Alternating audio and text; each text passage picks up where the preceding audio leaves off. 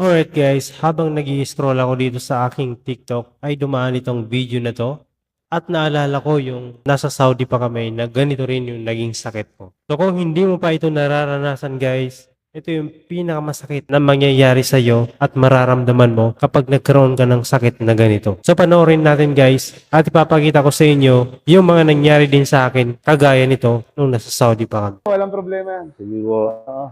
Teka, pag-exhale ko, saka nyo gagawin. Hindi, kuya, magta-timing ako. Inhale tayo ng Okay. sa ilong, tapos exhale sa bibig. Pero ang gagawin natin, yung pag-inhale, exhale mo, dapat relax na relax siya. Opo. Okay? Tapos kung sakaling mabibitin ako, basta ako, ang gagawin ko, sasadistahin kita konti, ha? Basta sadista lang konti, tapos sige po. relax. Okay. Sige, ulit. Sige lang. Medyo masakit talaga siya kasi ganito pa lang, di ba? Okay. So, inhale ako, ya. Tapos relax lang siya. Inhale ulit. Habaan mo. Exhale. Tapos ako naman ang gagawin ko, parang dahan-dahan ko siya ipapasok. Inhale ulit. Exhale. Dahan-dahan ko ipapasok ulit. Para isang sakit lang, kuya, di ba? Sige lang. Pwede sumigaw.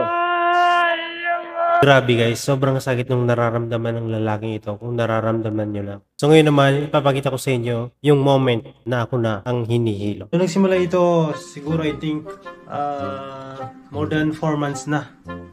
So hindi ko maihangat, tapos pag nahihiga ako sa gabi, pagkagising ko sa umaga, ang sakit ng mga braso ko.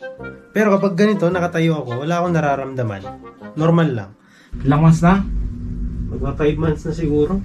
Sakit-sakit to ha? Oh. Lang.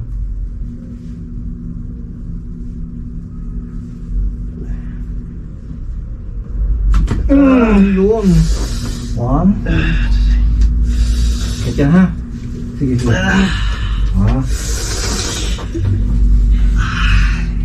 ko nga sakit yan eh.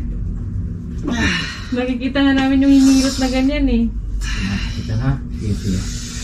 Dito sa part na to guys, dito ko naramdaman yung kaninang sinasabi ko doon sa isang lalaki dito sa first part ng video natin. So yung nafe-feel ng lalaki kanina ay yun yung mismong nafe-feel ko dito sa part na to. At sobrang sakit nito guys. Wala akong naramdamang sakit mula pagkabata na ganitong sakit hanggang ngayon. Ngayon lang dito sa Saudi Arabia. Ito yung pinakamasakit na moment na naramdaman ko sa buong buhay ko.